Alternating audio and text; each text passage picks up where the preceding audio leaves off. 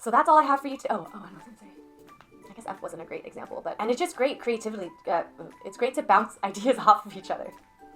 What's up, you guys, and welcome back to my channel. It's been a while since I made a video actually, but I've just been so busy learning about all this like techie stuff, and I really do want to put out some online courses for parents that really want to learn how to kind of work with their kids at home, and maybe they don't have the resources or insurance or the funds, because therapy can be really expensive. So I'm kind of working on that. So sorry these videos are kind of delaying. I've created a Facebook page, a private Facebook page, that I'm constantly posting different visuals, different information for parents. So if you guys haven't checked that out, go ahead and check that out. I will link it down below.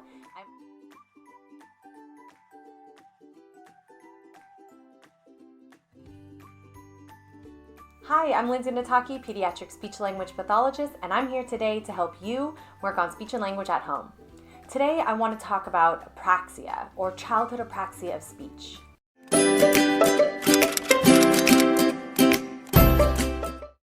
Apraxia is a motor speech disorder, so meaning that the brain is trying to say a word, but it's firing the wrong neurons that are triggering the wrong muscles, and a different sound is coming out. So, for example, if I'm trying to say the word or the sound "k," but instead a "w" sound comes out, then if I'm trying to say something like cookie, it might sound like "woot-wee."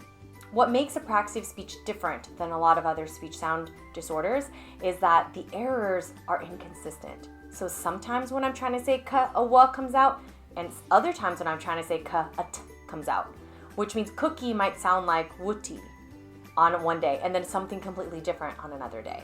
Another thing that separates apraxia of speech from other speech sound disorders is that children might have difficulty producing vowels. Vowels are crucial in maintaining that word consistency for us. So if we are having a hard time saying a word, if the child says the vowel, then we will have a good chance of being able to guess what that child is trying to say. But if the vowel is wrong, then we really, as adults, our adult brain has a really hard time guessing. For the most part, our adult brain is really good at anticipating what word that child is trying to say, because there are certain patterns that are frequent in children. So a child will often say poon for spoon. And we know this, and we're not like baffled by what is a poon. We know that the child is trying to say spoon. But when cookie sounds like wee wo or wee tea, we have no idea. And it's extremely frustrating for our kiddos because they know exactly what they're trying to say and they cannot say it. On the other hand, it's really frustrating for our adults as well, and you might be experiencing this at home.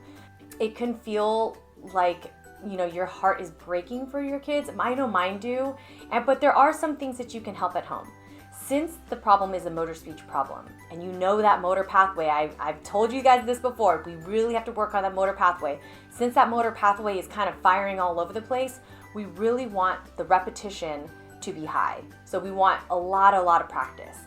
So what I recommend you do at home, and what I typically do in my therapy sessions, is I try to mask the work.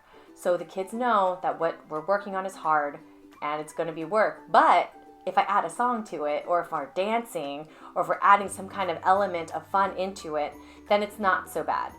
If your child is struggling with producing vowels, then I would definitely start there at home and really sing with them a lot. You'll notice that first words for babies have a lot of those vowel shapes. So animal sounds, car sounds, environmental sounds, sliding down the slide is wee. All of those vowels, really work with them on it. Model, as always, y'all know I like to model everything. Model and hold out those vowels. And even if they say the vowels correctly, if they don't have problems with it, by doing this at home and getting that repetition, it's bringing awareness to their muscles and really driving home that motor plan. And it is going to help them when they start to work on those harder consonants. The next thing I would say is to name these sounds.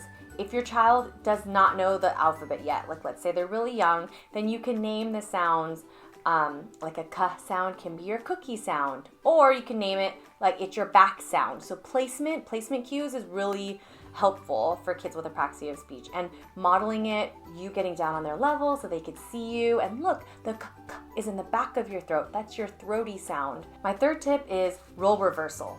So pretend like you are having a hard time on saying this sound, and maybe your child can be your therapist, and I might say cookie like tutti. Did I say that with my throaty sound? Was that right? And they can say, no, your back sound. And when kids have that power, that control, you'll see them light up. They don't always like to be the one to be told what to do. That's not always fun. So role reverse it and try to keep it light and entertaining. Another tip is auditory discrimination. And that is when we kind of tease out the ability for the child to hear the sound separately. They might be substituting the F sound for a B sound, so fish might be fish, but are we sure that they can distinguish between those sounds, the F and the B sound? So what I might do is I might have an F and a B on a piece of paper and write it on the piece of paper, and then I'll say some words, and then they put a sticker on which paper I said. Did that make any sense? So if it's F and B and I say bear, which one did I say? Did I say the F sound or the B sound? Bear. And then they'll put the sticker on. Or maybe we'll find that they're not really sure. So do this frequently. If your child doesn't know their letters, then again, you can use little animals. So the fish sound, or the F sound can be a fish sound. You can put a little picture of a fish on it.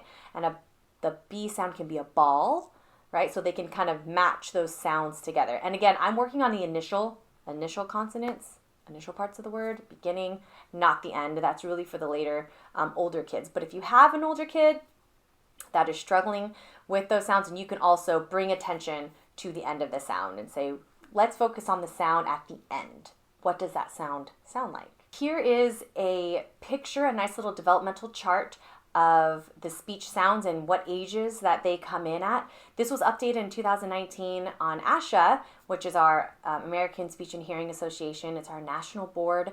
So we typically like to recognize those norms. However, depending on where you're at, what school district you're at, what state you're at, they might recognize different norms. So be aware of that. Okay, well, that's all I have for you today. I hope this video was helpful. If you like this video, please give me a thumbs up and click that subscribe button so that you'll be notified whenever I make new videos. And as always, thanks for watching. I'll see you next time. Bye.